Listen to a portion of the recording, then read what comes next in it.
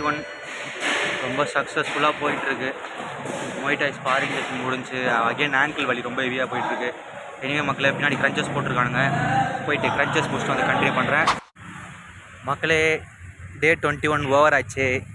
ஒரு 3 round பாக்ஸிங்கும் 3 round மொய்டாயும் போகிற round அடி வாங்கினா தான் கொஞ்சம் மனசு திருப்தியாக இருக்குது மக்களே. இந்த மாதிரி காம்பட் ஜிம்முக்கெலாம் வந்தால் மக்களே, நான் ரொம்ப நாளாக திருப்பி அதான் உங்கள்கிட்ட சொல்லிகிட்டே இருக்கேன். நியர்பையில் எந்த காம்பட் ஜிம் இருந்தாலும் ஃபஸ்ட்டு போய் ஸ்டார்ட் பண்ணுங்கள். எம்எம்ஏ தான் ஸ்டார்ட் பண்ணணும்னு இல்லை, எனி பாக்ஸிங்கோ ஜூடோவோ ஏதோ ஒரு காம்பட் ஸ்போர்ட்டு இமீடியட்டாக போய் நீங்கள் நியர்பையில் ஜாயின் பண்ணுங்கள். ஸ்ட்ரெஸ்ட் அவுட்டாக இருக்கும். சீரியஸாகவே ரொம்ப நீங்கள் ஸ்ட்ரெஸ்ஃபுல்லாக ஃபீல் பண்ணிங்கன்னா நீங்கள் வந்து கொஞ்சம் நேரம் வந்து ஷேடோவோ கொஞ்சம் நேரம் ஸ்பாரோ பேகோ பண்ணிங்கனாலே ஒரு லைக் அதெல்லாம் மறந்துடுவீங்க. ஒன்றுமே தெரியாது ஆக்சுவலாக. நானும் இன்றைக்கி ரொம்ப ஸ்ட்ரெஸ்ட் அவுட் டே தான். கொஞ்சம் ஒரு 6 ரவுண்டு போகிற வரங்கட்டில் அடி வாங்கின அப்புறம் கொஞ்சம் கம்ஃபர்ட்டாக ஃபீல் பண்ண ஆரம்பிச்சிட்டேன். எனிவே மக்களே, பாடி பெயின் வந்தப்போ ஸ்ட்ரெஸ்ஸெல்லாம் ஒன்றும் தெரில. தனியாக ஆங்கிள் வலிக்குது, தனியாக தை வலிக்குதுன்ற மாதிரி வந்தோடனே பாடி பெயின் ஒரு சப்ப மேட்ரு, இது ஸ்ட்ரெஸ் ஒரு சப்ப மேட்ரு ஆகிடுது. அதான் உண்மை. நியர்பையில் இருக்கிற எந்த ஜிம்மாக இருந்தாலும் தயவு செஞ்சு போய் ஒரு காம்பட் ஜிம்மில் ஜாயின் பண்ணுங்கள்.